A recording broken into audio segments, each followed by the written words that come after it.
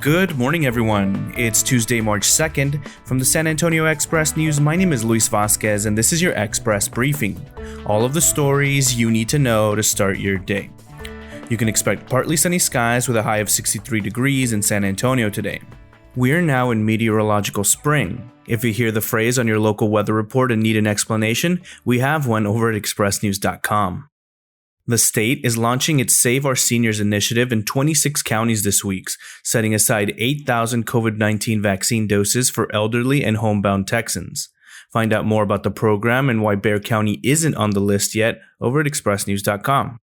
Now that the Food and Drug Administration has approved Johnson & Johnson's COVID-19 vaccine, Texas is awaiting its first shipment of the third vaccine to be approved since the pandemic began.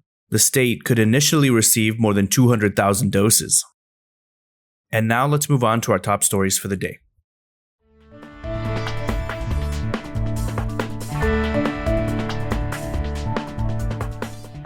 Sun, who agreed to be interviewed under an assumed name, is one of thousands of undocumented youth, or dreamers, who came to this country as children who don't yet qualify for DACA, the Deferred Action for Childhood Arrivals program that provides temporary protection from deportation and the legal means to work in the United States. She's 21 and pursuing a double major in cybersecurity and Mexican American studies with a concentration in political science. And financial aid options are limited for undocumented students, so she cleans houses 6 days a week and bakes cheesecakes to sell on the side.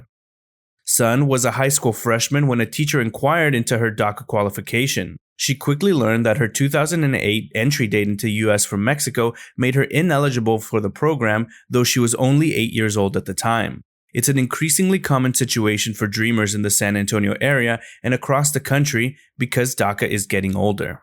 Dania Perez has more in her latest article. CPS Energy said it racked up $1 billion in bills during last month's winter storm as it bought wholesale electricity and fuel for its power plants. Its customers, many of whom spent hours or days in the cold and dark because of power outages, could have to pay the tab. With temperatures plunging at times into the single digits, frozen pipelines and icy roads choked off supplies of natural gas to power plants. That scarcity and high demand drove up the fuel's price several thousand%. CPS owes about $800 million to natural gas suppliers.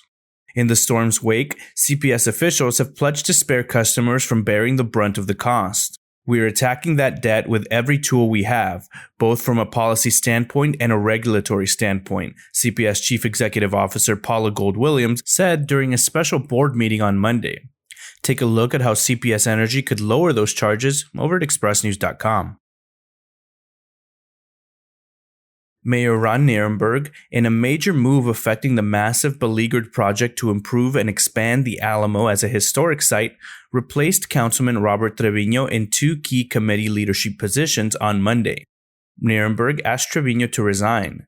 Trevino refused, and the mayor moved forward with replacing him, said Lawson Picasso, Trevino's communications director. Trevino's replacement in both posts is Councilwoman Rebecca Viagran. Read more about what the change means for the project and what comes next over at expressnews.com. Virgil Lee Ward, a veteran of Pearl Harbor and a former San Antonian, died Sunday night at his home in Grand Prairie. He was 102. He passed away here on his bed, said his wife, Mary Lux Ward. Tall, thin, and strong, Ward lived in the Alamo City for years. But when the couple attended the annual December 7th reunion lunch of the local chapter of the Pearl Harbor Survivors Association in 2016, it was the only time he met its shrinking band of veterans. An Army private, Ward was at the post exchange before dawn to collect newspapers he delivered as a side job. Just before 8 a.m., he saw the fighter planes. You can read his recollections of the December 1941 attack over on our website.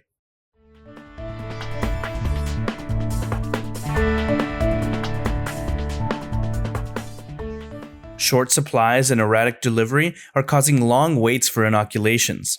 We have everything you need to know, including our updated list of major local distributors, over at expressnews.com. We also have a dashboard monitoring how much of the state has been vaccinated and another dashboard where we're tracking San Antonio's COVID-19 case counts, hospitalizations, positivity rates, and more. Next up are your need-to-know headlines. You can find all of these headlines and more inside of your Express News subscription.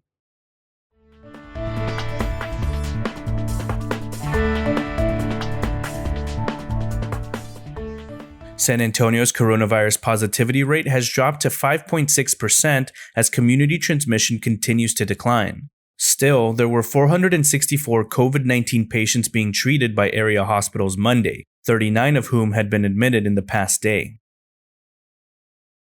The state's top utility regulator resigned Monday under increasing pressure from lawmakers in the wake of this month's deadly power outages. In her resignation letter, Deanne Walker sounded indignant, saying she had worked endless hours to return power to the grid.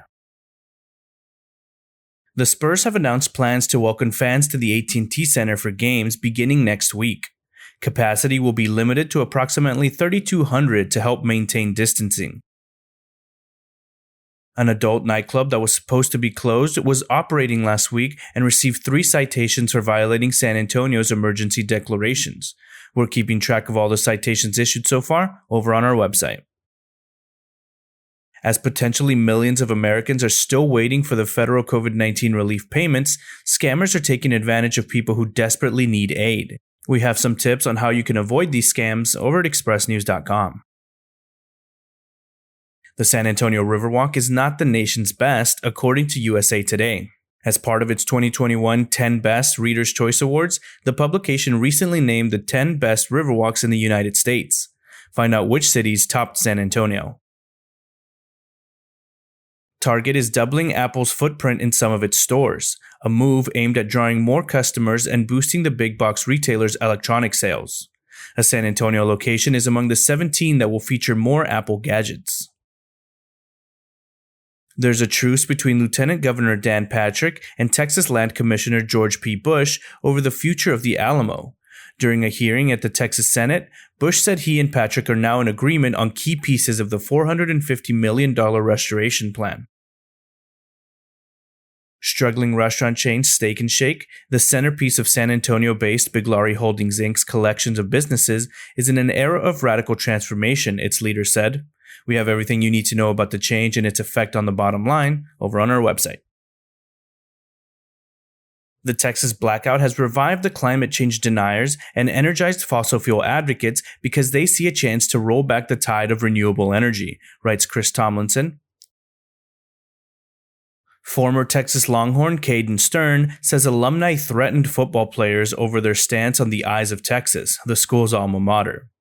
The song has ties to racist 20th century minstrel shows and Confederate General Robert E. Lee, and over the past year, it has become a heated source of controversy within the Texas community. The Express News editorial board writes, quote, "No, Governor, no. That's our response to Governor Greg Abbott giving even the slightest consideration to lifting the state's mask mandate anytime soon." Read the latest over at expressnews.com.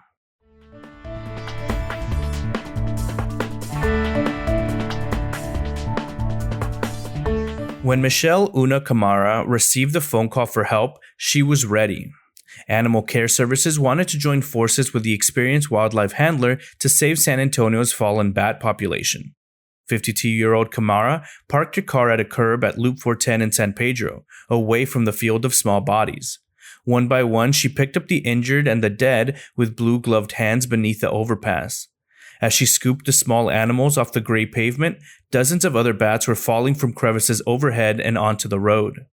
For more than 30 years, Camara has dedicated her life to the rehabilitation of injured animals. Check out her story over at expressnews.com.